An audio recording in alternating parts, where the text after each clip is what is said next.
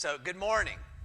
It's great to see everybody here. A beautiful day as we came down 11 there. The fog settled in on everything. You could see this blue sky up there, and that frosty look really was pretty this morning compared to what we thought we might be facing. So thanks so much for being here. And it's been a great week, and I'll echo what JB said. We've had a great week and a lot of fun, but we're kind of ready to do this last day and get on down the road. But we've had some great meetings this week leading up to this one, and so we expect to have just as much fun and enjoyment today. So it's kind of my job to open up the program, and I'm going to talk about annuals. And when I first got asked to do this topic, my first gut feeling was, no, I'm not going to talk about that because it's just a small part of what I do and what I'm interested in, because I've done lots of work with fescue and other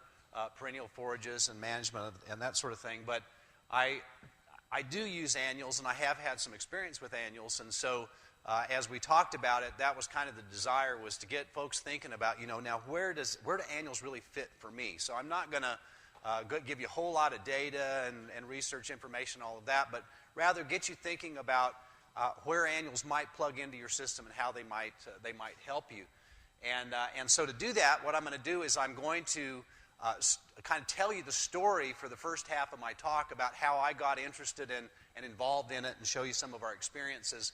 And then we'll go through some lists of things that you might want to think about as you get started. So I'm going to start with this slide that I used at AFGC meeting last week. And incidentally, it's a very, very exciting time to go to the AFGC meeting and just realize that Virginia is the #1 forage grassland council in the country, very well recognized as that. And when you go to that meeting, it's obvious, and some of the things that were said about John earlier, John Fisk, are reflected in that. But we do have, North Carolina has the 3rd largest council, state affiliate council, and so being from this area, we seemed like we kind of dominated things there at the meeting. John Repair was voted to the board, and we had 2 producers that were voted to either officer level or the board. So very glad to be there. So I used this slide, and I was talking about fescue for that talk, and talking about what are the characteristics of the ideal base forage that we'd like to see. So no matter what your environment is, it's a good chance that there is some grass that will lay the foundation for the production system. And if you're down east in the coastal plain and sandy soils, it's probably going to be Bermuda grass. If you're in the coastal plain in swampy areas, heavy soils, it's probably going to be Bahia grass. In this area, as JB said, it's a cool season perennial mix, which is dominated by tall fescue. So that base is almost always going to be a perennial forage. It needs to be high yielding, have a long growing season, have a moderate to high nutritive value, protein, energy, that sort of thing, enough to feed productive animals. Needs to be easy to establish and then easy to manage and maintain stands, with the target being 10 or more years. I mean, once you plant a stand of perennial forage, you really should be managing it with at least a decade of life in mind. It needs to be resilient to drought and pugging, which basically it's a New Zealand term, but it means that what's happening on all our farms right now with cows going hock deep and tearing everything up. So one of the biggest challenging springs we're going to have in many years to deal with the damage that's happened to our pastures. And then it needs to support at least a moderate level of animal performance. And so again, if you think about tall fescue, the problem with tall fescue and this list is that bottom one. We know that because of the toxins in tall fescue, there are situations where you have to do a lot of management intervention to make it work for high-producing cows or growing calves or that sort of thing. It's very hard to achieve that. For annuals, they fail the very first test. You have to plant them twice a year, and if you really study on that, you can't afford to do that as the basis for your system. You'd have some super good quality forage. You'd have good stuff to graze year-round, but it would be so expensive you couldn't do it. So we need to keep in mind as we go through this, the annuals are just a complement to that perennial base that you have out there.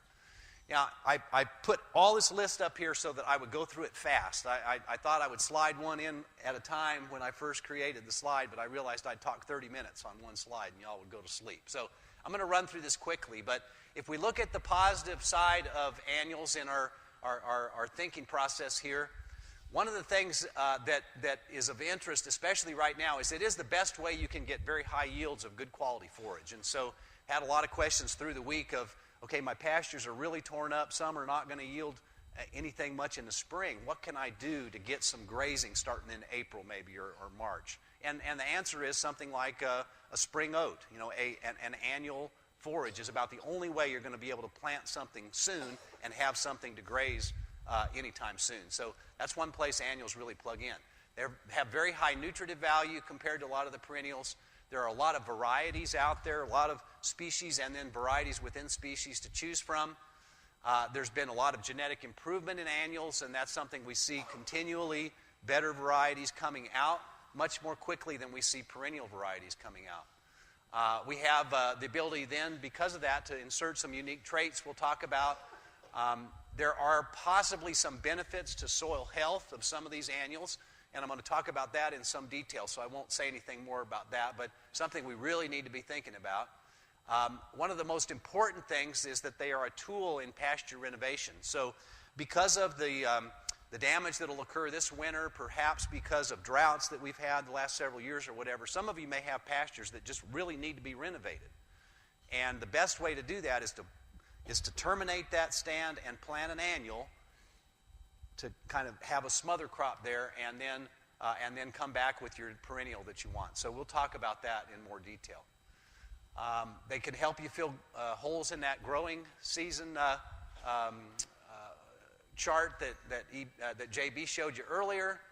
They work very well in rotation and cropping systems. And this is something that, again, if you're growing some corn or doing some row cropping, a lot of interest in coming back with a cover crop on that we can graze. And so some debate about whether that's really a cover crop or a forage crop, but nevertheless, there's some potential there. It's really a lot of interest in that. One of the more important things for me is it does help me to keep my farming skills up, to plant some annuals every year. If you go 2, 3, 4 years between putting something in the ground with a drill, you kind of are like, okay, well, how did I do that? I can't remember. And so keeping some active farming going on is probably an advantage to most of us. And then there's less long-term risk of failure. And so if you think about it with an annual, one of the great things about annuals, and especially if you're trying to learn how to be a better farmer, is you get to plant, and then pretty quickly you get to go back and look. Within usually a week or 10 days, it's coming up because they're very quick to come and to grow. And so you can keep seeing that coming. It's pretty exciting. And when you start seeing the things you did wrong, you can think, okay, well, next time, which is only going to be about 4 or 5 months down the road, I get to try again. I get to try to do a better job. And with the perennial, if you do a bad job when you plant it, you're going to be looking at it for a really, really long time. And you don't get to undo that. So that long-term risk is higher with those high-dollar perennials. Now, on the negative, some of these are related. It is expensive for the seed because you have to put it in the ground, in most cases, twice a year. The fertilizer costs, a lot of people say, oh, it's just too much fertilizer. Well, it is if you're growing just a grass. But if you put legumes in and you have some residual soil fertility, then the fertilizer is not that big of a deal compared to whatever else you might grow. The establishment costs are high. As I said, twice a year you have to do that job. And then that means you're going to be out on the field with equipment a lot. So is your land, prone to compaction by traffic and that sort of thing? You need to be thinking about that. There's a relatively high cost of gain relative to the perennials, and Pat's going to share a lot of data with us about that. And then more short-term risk. So I said there's less long-term risk, but every time you have to seed, you have to worry about what's the weather going to be like. So you take a risk every time you put something in the ground twice a year. So finally, there's some things that have been popping up on us. Things like nitrate levels of.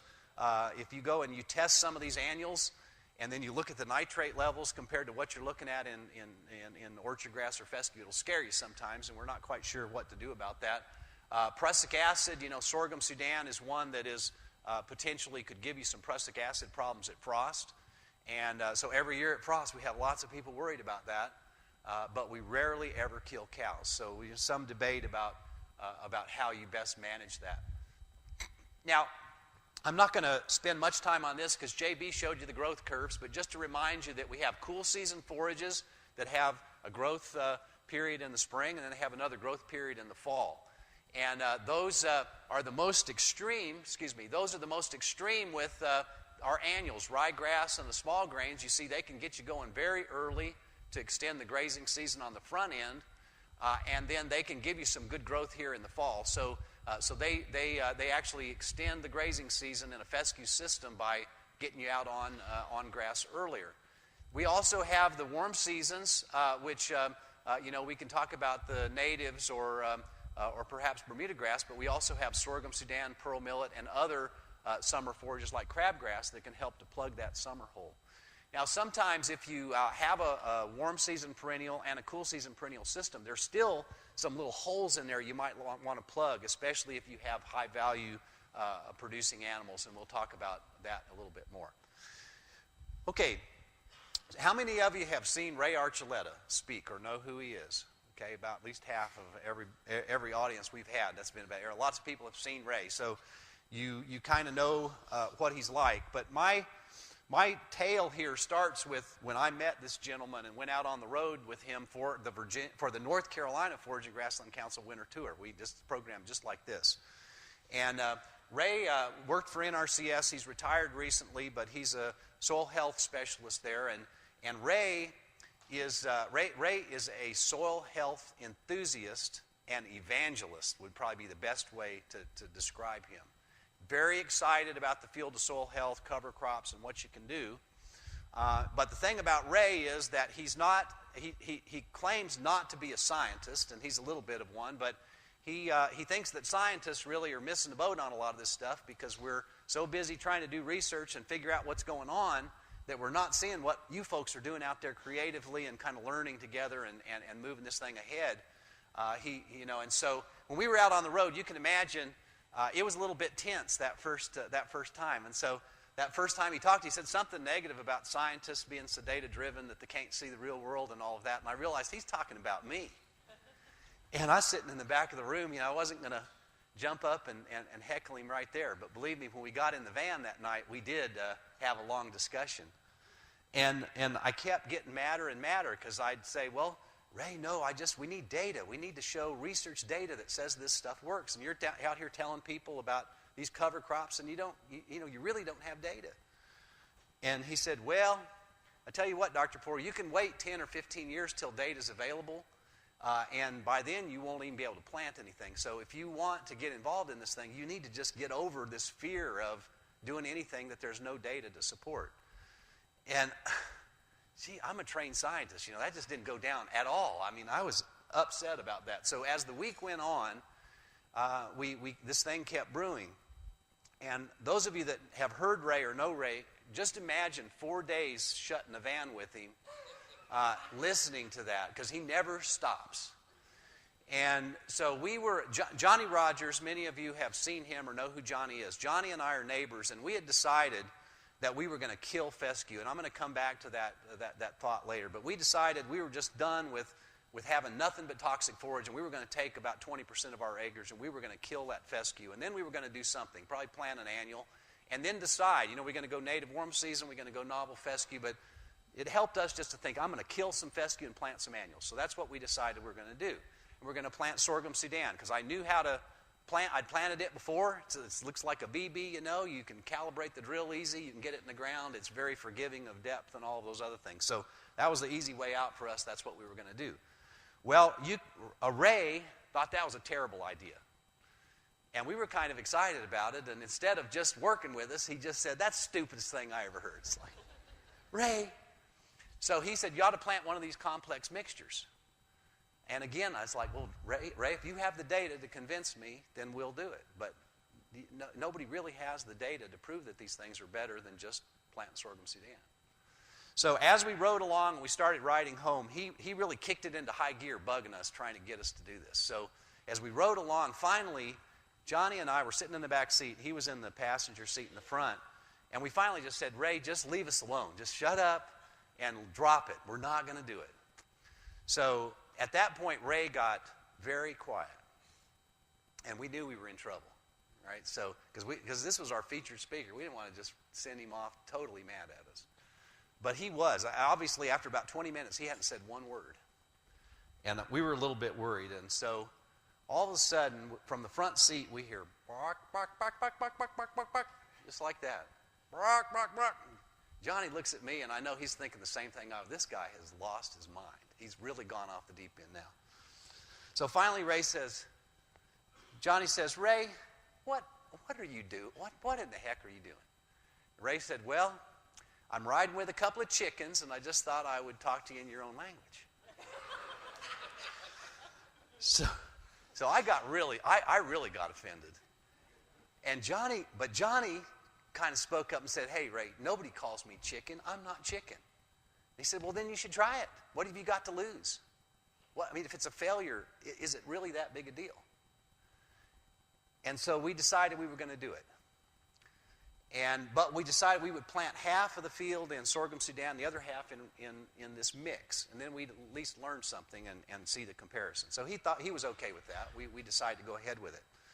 Well, by the time we got to Raleigh and dropped him off and let him go home, we had designed a mix.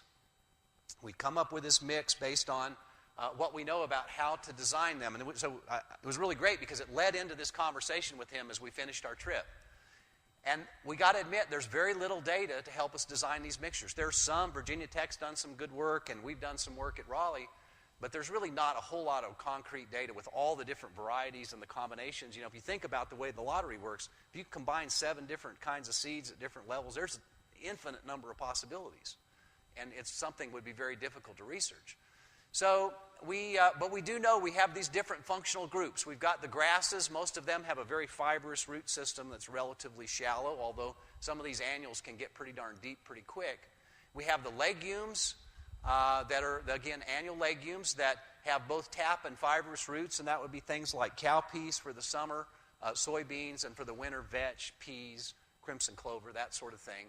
And then we have the forbs and brassicas. Forbs, the one that we've used some is sunflower, and then there's some others that are that. And then there's the brassicas, the turnips and the radishes and that sort of thing. So most of these mixtures are going to contain some of all of this stuff, depending on how much residual nitrogen. And those of you that crop know that you don't want a lot of residual nitrogen for soybeans, but for the most part, in pastures and grazing situations, we're going to have these mixed together. Then the success of that mix is going to be determined by the initial plant population, how many seeds of each type go in there per foot of drill row, what the conditions are during the early establishment of those seedlings, which ones are favored by the given conditions, and then how competitive are they once they get up and start growing. And so all of that affects how these mixes work and how you might want to make the mix. So we had this discussion, and then we came up with our best shot.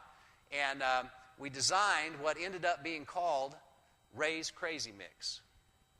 And part of the thinking there was, Ray, this is a little bit crazy, and if it fails, we're going to partly blame it on you, so we're going to put your name on it. And he was okay with that. We had a student at the time named Paige Smart. Now she was Paige Kennedy then, and she's kind of muttered under her breath, how about Crazy Ray's Mix? That would work for her. But anyway, she's part of this story as it goes on. But this is what it looks like, a very big diversity of size of seed, type of seed, all of the different ones in there. And this shows a sunflower there, cowpea, sorghum Sudan, millet, all of that, and really the kind of mix that we would like to have. So the way that we developed this was we did our best shot that first year, and then we made a lot of observations. And that first year it was just on me and Johnny's farm. And we made some observations. And that year what we decided was we needed more sorghum Sudan and more pearl millet in that mix. We didn't have enough grasses. So you see we upped that from like 9 pounds to the acre up to 13 pounds to the acre on the sorghum Sudan. And then that year, that seemed like too much, so we backed it off some. But it evolved into this basic recipe here that we used starting in 2015 with cowpea, sorghum Sudan, pearl millet, sunflower, a hybrid brassica, and then daikon radish. And that was the kind of what we settled on, and that's still pretty darn close to the formula that you can get today.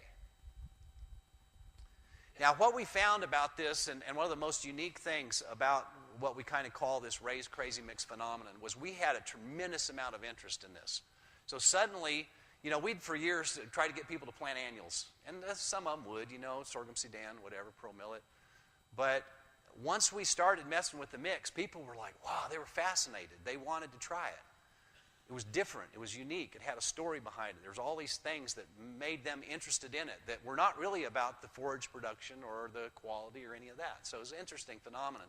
But this is a couple of current board members now on our Forage and Grassland Council at a workshop having this deep discussion about what we were seeing in terms of, actually this was about insect populations we were seeing there in the mix compared to an adjacent field that did not have all these brassicas and everything in there. It was really quite interesting. We did a lot of workshops across the state during this process, and basically what we did was the farmers would plant this mix, or maybe some other annuals or whatever they wanted to do, and then we let them decide how they were going to manage it. And we had a workshop there and learned from their mistakes in some cases and from their good ideas in other cases. But this is one of those, and this particular farmer, what he did was he decided he's going to plant a bottom. Used to be in corn silage when he was a young guy, and it was in toxic fescue. This was up in the mountains. And so he decided, I'm going to kill that because this bottomland's very productive. I'm going to put me this mix there. I'm going to stockpile it all summer. And then starting about the middle of August, I'm going to graze it off and stockpile all my fescue pastures. So that was his thought in that. And so this is his cows in a one-day piece. There's 60 cows inside of this. And you can just see the ones on the edge. It's just really kind of interesting the way they do. But we would never recommend, in the past, I'd never recommend anybody do anything like this, John. Look at the waste, That's kind of what's in my mind. But we know now with soil health, that's awesome. That's great for the soil. That's food for the soil and cover. And again, he's trying to kill fescue, so that kind of a smother crop is pretty positive. So basically, look, this stuff's 10, 12 feet tall, and he got a tremendous number of grazing days out of this bottom and was really beneficial to him. Now, the workshop that we had there, we walked the people up on this little hill right here. This was actually the day just before the workshop started. But we stood up here on the hill, and it was an evening workshop, and there was a tremendous amount of discussion. We were digging up roots and looking at radishes and all of that sort of stuff. And when it got dark, we finally had to just tell everybody to leave. Please, leave. I mean, we were an hour past the adjourned time, and they were fascinated. They did not want to leave, it was a very interesting phenomenon. We saw that pretty much everywhere we went. Because you see interesting things. This was a cowpea that had run up a sorghum sudan plant, and this thing was 16 feet long. And I know what cowpeas are, and I've had some experience with them. I've never seen anything like that. This iron and clay cowpea, when it starts to run, and if it's got something to run up so it can get to the light, it's an animal in terms of what it will really produce. And so the thing about it, this is extremely good quality feed, even in that state. It's not mature. It's not made seeds yet or anything like that, and it's very palatable. So part of what they really go for in that mix. Well, this experience led to a big project where we actually have been doing some comparisons on farm of the crazy mix with just a standard one species or two species mix. So this is again later on Bass's farm in a later year in a different bottom, but we do have soil health measurements to compare these two crops. And basically what we found, a little bit to our disappointment, there's really no difference at all in soil health between those two. But we only went for 3 years with this, and so these soils were already in pretty good shape, and that's kind of the lesson. If your soils are in good shape, it's hard to have very rapid improvements in soil health. But it's been a very interesting project. We also use this in some of our educational programming, and so those of you that are looking for a little inexpensive idea for a workshop, this one is one of my favorite demos. But what it is it's a protein tub, empty protein tub. Most of us have 25 of those laying around the farm. If you've got cows, every now and then you need to use something like that. And these are palpation sleeves with the fingers cut out of them. So basically they're these big long gloves, and the cells here have potting soil in them. And what we do is we plant 2 seeds of each of the species in Raised Crazy Mix in those cells individually. And then after 6 weeks, this is what they look like. You got to water them pretty persistently every day, but this is what you end up with. It looks like it's just a standard Raised Crazy Mix. But when you start pulling it out, each plant is isolated within its own little sleeve. And so what we do is we pull those out, and then we have kind of a outside activity, and we clean those roots. And this is, again, Ray. This is one of the things that Ray was fascinated by. And this is Alan Franzluber's. So we do that on the day that those guys are there. And it's really kind of a little interesting exercise. But this is what we end up with. These are all those different plants. And remember, these things are 6 weeks old. And sorghum Sudan, especially right over here, it is unreal, the root mass that thing will develop in that very short period of time. So this is a lesson about annuals compared to perennials that Pat's going to talk about. He can refer back to this. Annuals are a sprint runner. I mean, once that seed comes up, the annual plant has in its mind, I got to grow fast, I got to make a lot of biomass, and then I got to make seed before the season's over. And they really put it on as fast as they possibly can.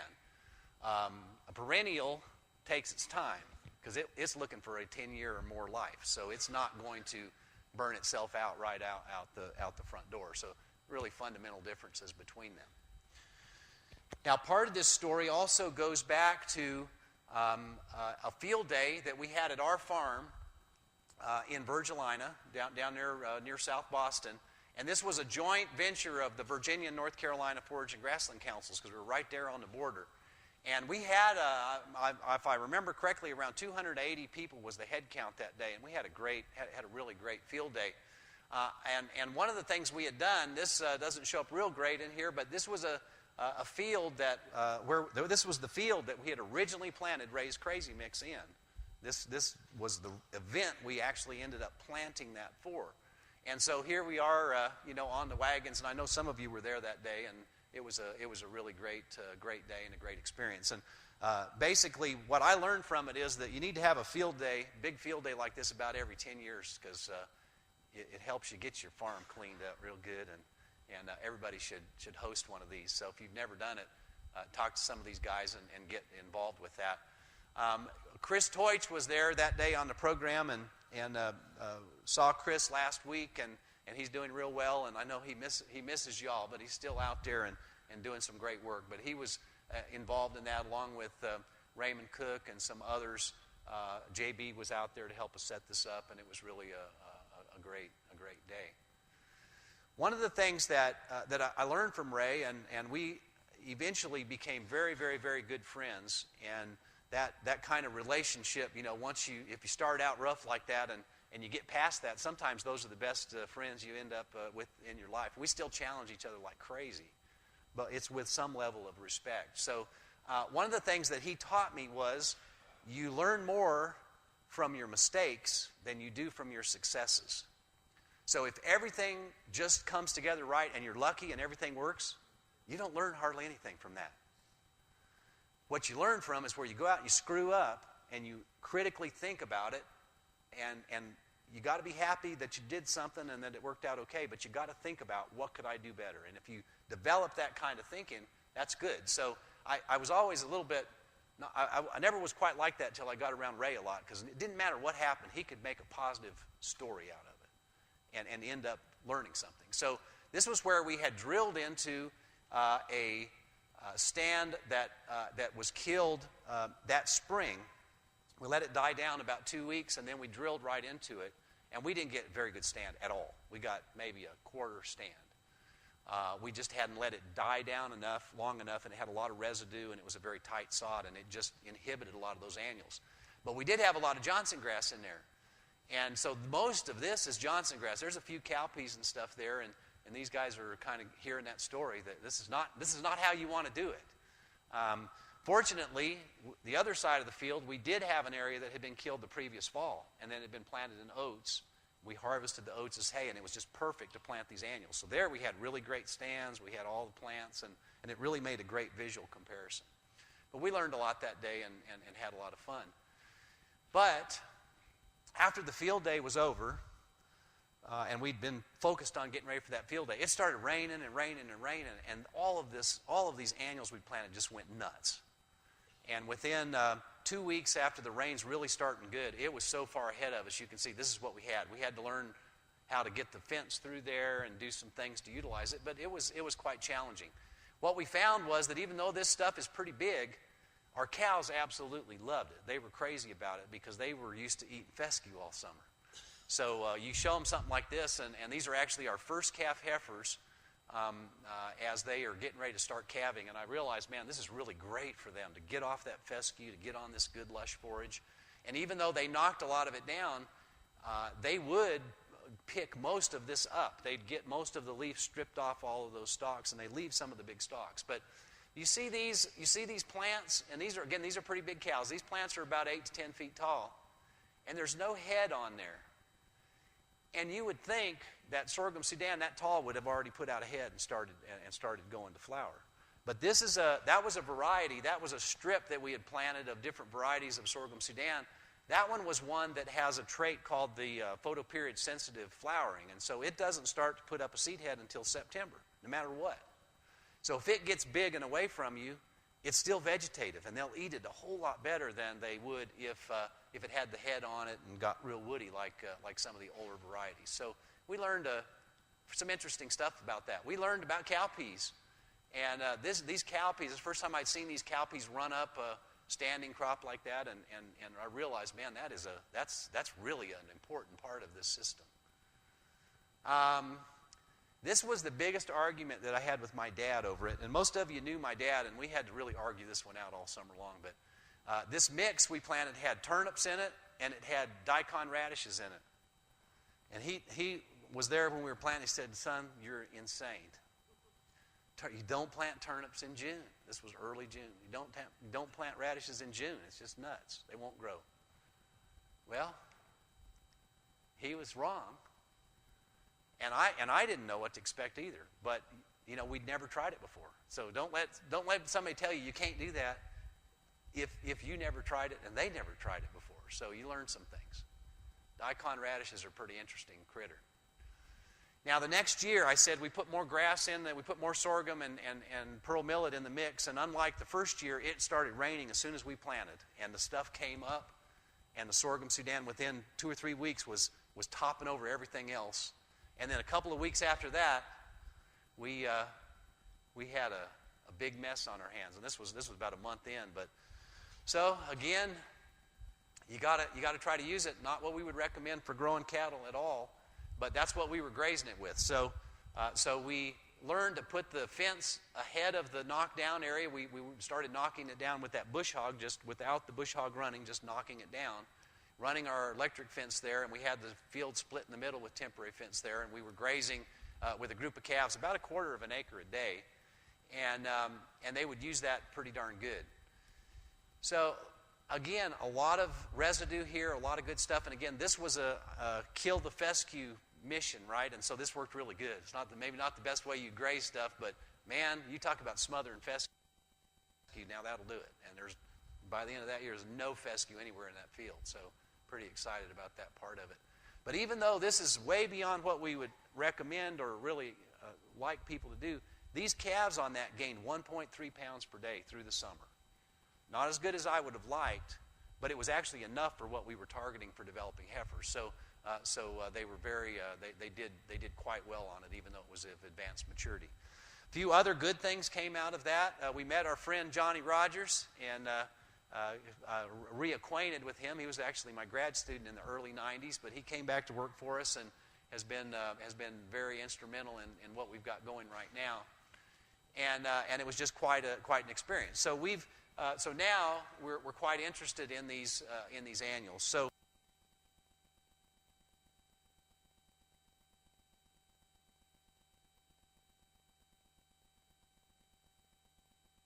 let me run through some thoughts of where annuals might fit in your farm. So annuals, while they're expensive feed compared to what Pat's going to talk about, they can be very, very inexpensive relative to going out and buying concentrates. Especially, Jerry, if you have to go buy organic concentrates compared to, a good quality grazable forage, there's just no comparison in that cost. And so if you're buying feed to get your calves a couple of pounds a day gain after you wean them, then these concentrates can be something you can use. So Compared to perennials, they're high, but compared to concentrates, they're not high. So keep that in your mind. Generally, gains on these high-quality annuals exceed the perennials, although there's some pretty good gains on some of these perennials out there. But annuals are one of those things when the conditions are just right on ryegrass in the springtime. Cattle can gain 3 to 4 pounds a day. These good growthy calves that have not gained like crazy all winter, they can really go crazy on that stuff. So you just don't see gains on perennials very often like that. And for systems where you want a high level of gain or milk or output without concentrate or with very little concentrate, then the annuals are something you've really just about got to have them in there. Yesterday we heard a grass-fed beef producer talk in the producer talk, and he basically said without the annuals he didn't think he could actually put together a system that would get his cattle done at the time that he needed to get them finished. So that makes a lot of sense to me as well. Well, this is spring of 2013. This is when we went and developed us a cool season mix and put it out. And there's vetch and winter pea, crimson clover, again the brassicas in there, oats, a little bit of wheat, and that was our winter mix that first year. And the thing that amazed me, and this picture's not showing up as good as it could, but there's the break wire right there. I had never seen cattle on our farm gain the way these calves did. I'd never run anything but the perennial system that we had, and I'd never really seen them go on something that just caused an explosion of growth. And these calves, they were gaining about 3 pounds a day. So if you think about that, that's over 20 pounds a week.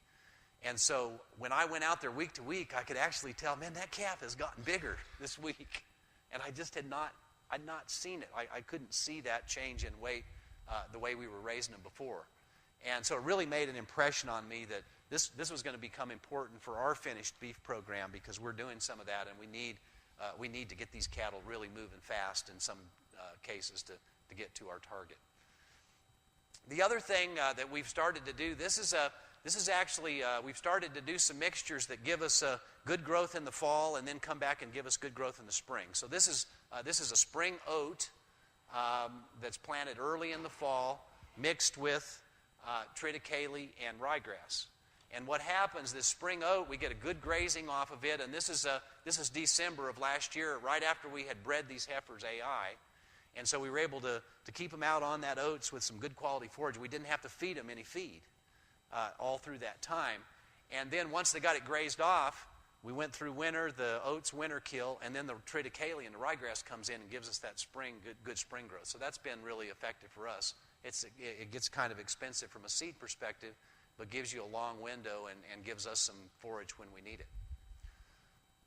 Now, I mentioned the genetic improvements that we see in some of these annuals, and so it's really amazing how quickly we get the yields are improving on a lot of these annuals because of the breeding that's being done. We have improved nutritive value also is being bred into them, and there's some special traits that have been introduced into a lot of these forages. The brown midrib trait was really a breakthrough in sorghums to reduce the lignin content of the fiber and make it more digestible so that they don't go downhill as they mature. They get that real tall stuff was BMR, so that also helps it to be utilized. We have the photoperiod sensitive trait in the sorghums. I really like that one a lot. And then we have dwarfism in all millets and sorghums and all of those. And basically, I'm a big fan of Sudan grass. It's kind of finer than sorghum Sudan, but it's real tall. It gets one of these real tall ones. Well, they came out last year with a dwarf version of the one that I like the most. It's just a selection out of that with the dwarf gene in it. And so quickly they can make those changes. There's also a lot of very high sugar varieties out there. And the advantage, again, with annuals, you can try different varieties, different years, and see what works best for you on your land. Now, soil health. This has been a tough one because what we're learning about soil health right now is that a well-managed perennial pasture, and that's what JB said, that's, most of you are top producers and you've got these perennial pastures, that's about as good a soil health as you can come by. And so trying to do something to improve on that is going to be a challenge. So Where we can have an impact on soil health, though, is maybe where our soil is not in very good shape, where we've got some problems that we're trying to correct. And it's easier to do it with annuals than it is to do it with a deep ripper or a chisel plow or whatever you might use. These annuals also have the ability to go down deep in the soil pretty quickly and capture nutrients that have been leached below the root zone. And so some of these are very deep rooted, and they go down there and find stuff that our conventional forages cannot get down there and get. Again, Pat's going to tell you about an alternative to do that with some other perennial forages as well. But this really doesn't show up very well because that sun's getting right on the screen. But this is Dr. Ray Weil, and this was another one of those things that kind of changed my thinking forever. And I was with Ray Archuleta up there at a field day in Ohio where I went to speak at Dave Brandt's farm. And Dave Brandt is one of the fathers of soil health. He's one of these famous farmers out there that's really well known for it. And Ray Weil is the guy that came up with the concept of the radish, of the daikon radish, and using it as a cover crop in these systems. And what he was showing us, this was a cornfield, but he was in a soil pit just about 6 feet deep. And that's a deep soil, but when you get 6 feet deep on that site, it was real gravelly, and there was kind of a water holding layer there that was the glacial till, basically. It was a glacial soil. But Ray was down there, and what he was showing us was we have this rye cover crop here. It's about 3 inches tall and not very thick. And what he was showing us was that the roots from that rye were all the way down 6 feet deep to the bottom of that soil pit. And that's one of those things. First off, I didn't believe it. It's like, no way. There's no way, because this little tiny rye, I know that when it's that tall, there's about that much roots right down there, and their fibers are close to the surface. So I said, I can't believe that, Ray. So he said, okay, well, here's what's going on. So he took me down in there, and he showed me these about a pencil-sized little black line on the side of that soil pit that went all the way down from the surface, all the way down there 6 feet. And towards the bottom, you could see this little white rye root sticking out of it. And he said, what this is a root track from probably a radish that was here last year or the year before. We don't know when, but it died, and that rotted, and you got this organic matter-lined Poore that goes way, way, way down there deep in the soil. So he said what this rye does, that root gets there and it says, whoa, this is soft. There's nothing down here. And it just goes all the way down to the bottom of that hole.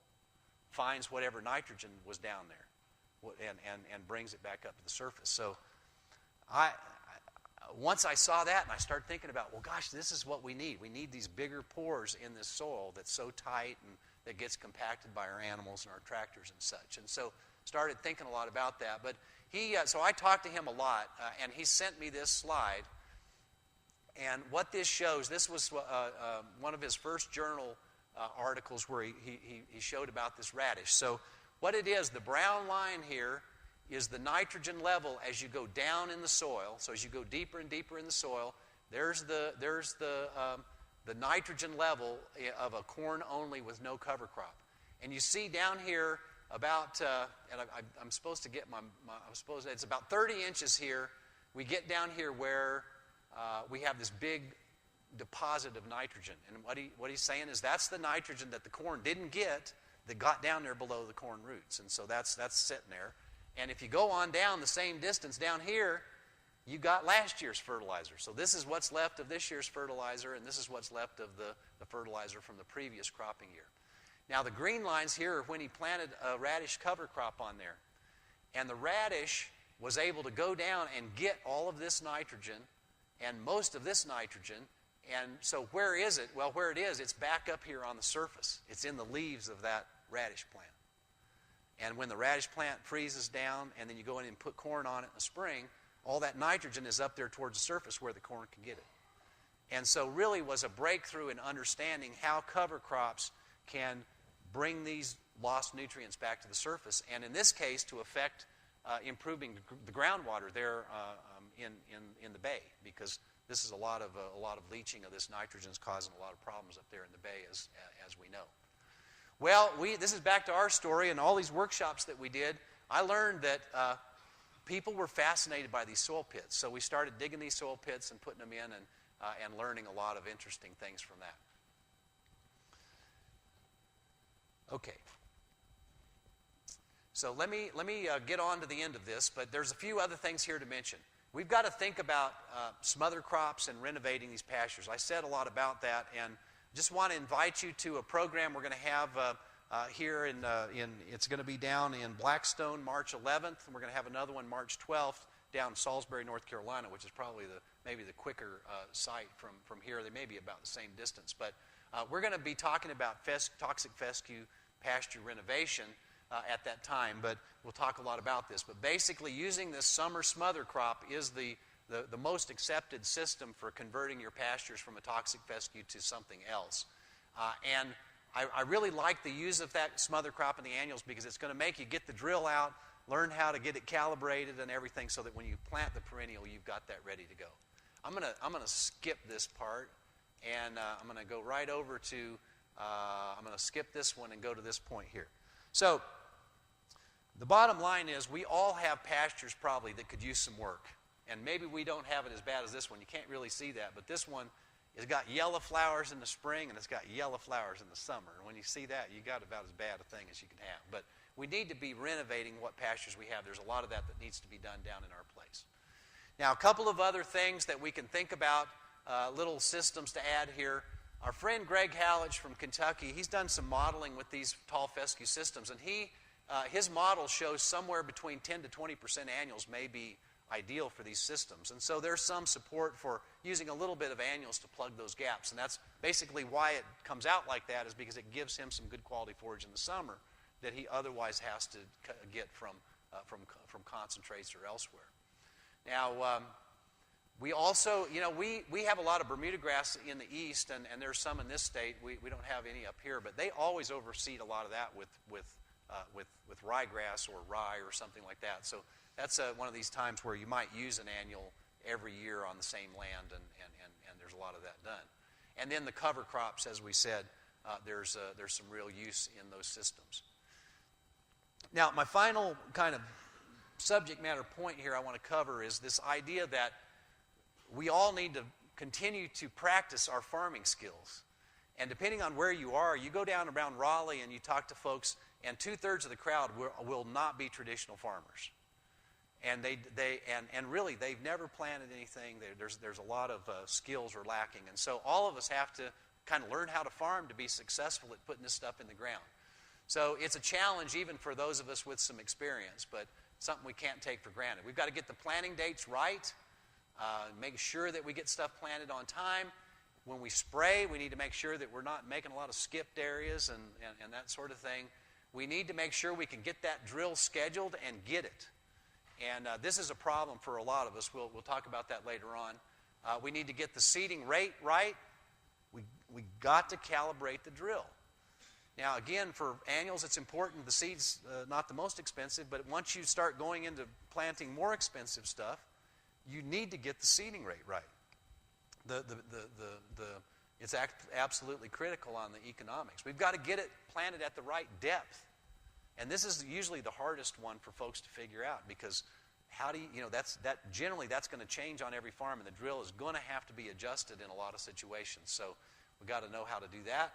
And then we got to get out there and drive the tractor in a straight line, or maybe following the last line, and that's not easy. So this is some of our demonstration work. Again, this was a brand new drill that the Soil and Water Office had bought, and none of us had ever worked on a drill like this. So I'm on the camera, but this is an extension agent, soil and water guy here, an NRCS guy here, Johnny's there, and the farmer's there. And we were all kind of looking at it and thinking, okay, what are we going to do? How do you do this? Everyone's different, and you've kind of got to know your machine and how to do it. I wouldn't sneak out into one of your fields and take this picture, because this is my mess here. And I took this over the weekend. This is what happens to me nearly every time that I plant something. And again, I'm glad I keep getting to practice this, but at some point I'm going to get it down. But I realize that you can't be perfect at this. And what I've learned is when I plant fescue from here on out, I'm going to cross drill it. I'm going to go over it twice probably to make sure that I don't have to watch these gaps for the next 10 to 20 years. Okay, John, I'm just about done. And be careful what you do. Again, do the best you can. But we have a lot of people in the first three days. We had lots of people came up to us and said, I was going to plant annuals this fall. They're still in the shed because it's been so challenging to get stuff done this year. Well, this is mine. Again, this was planted in December, ryegrass, which you just never should do. But the one thing I do know is the seed sitting in the shed is not going to grow. And I've already paid for it, so it's out there. And we were very lucky. We had a warm week. Things came up. It developed enough, and we will get some grazing out of this, at least starting in March. So when do these things make the most sense? And this is my last slide, John. I'm pretty good shape here. Started a little bit late. When you need a high level of gain or performance with little or no supplement, then annuals should be something that you have on your farm. If you have high residual soil fertility, think about this. Legumes may be something that you want to put in. So if you've got some land that's got very high phosphorus and potash and that sort of thing from putting poultry litter on it, you can put some legumes in there in these mixtures, and it's amazing what kind of yields you'll get with no fertilizer. Definitely a tool in pasture renovation and fescue conversion. We've got to think about, is our land suitable for frequent tractor work? So if you can get on the land and it's the kind of land that doesn't get torn up too bad, then it makes more sense to use annuals than if your land is so steep and rocky and rough that you just cannot get up there and get much done. What are the lowest cost ones? And this is not usually the best way to look at this, but sometimes we got to get the money from somewhere, and so looking for the less expensive approaches might be something we would think about. But for crabgrass, there's 5 varieties out there now. You can put that out for about $25 an acre. Ryegrass, around $20 an acre for the seed is pretty reasonable. And then for the brassicas, even those, around $20 an acre or so for the seed if you wanted a pure stand. But if you put those in mixtures, maybe just cost you $5-6 an acre to put that in the mix. So those are the less expensives. Many of them are running $50 or more an acre for the seed cost, and those get kind of shocky. But one thing that I do every year, and this is probably the number one use of annuals on our farm, is we clean up these feeding areas. We go out there, we take a blade and knock down the ruts or maybe a light disc. We take the chain drag and smooth it out. And then if we're planting crabgrass, we follow the drag with a spin spreader with some pelletized lime or some kind of carrier with our crabgrass seed in it. And so we put that out and we get a really good stand. And then we come back after about 3 or 4 weeks, once everything's this tall, it's got lamb's quarters and pigweed and everything else in it, we go ahead and we put an herbicide on that, and then we've got some really nice crabgrass through the summer. So that's something that we do every year. The difference now is we do fix those ruts and everything, we run the drag, but because we've put that crabgrass out in previous years, it comes on. We don't have to put seed out. It volunteers. And that's one thing to know about crabgrass. If you plan on planting it, you don't really plant it on your farm, you release it. So if you don't have a lot of crabgrass and you plant crabgrass, you suddenly will have a lot of crabgrass. Okay, I'm done, but I want to, again, remind you about this workshop. We have some information on it back there at where the Amazing Grazing table is. We've got some other publications back there for you, but this will be a great program. It's a national set of speakers that are coming together for 6 workshops all across the eastern U.S., and this is going to be one of the sites down at Blackstone. And so we invite you to come on to that. All right, thank you.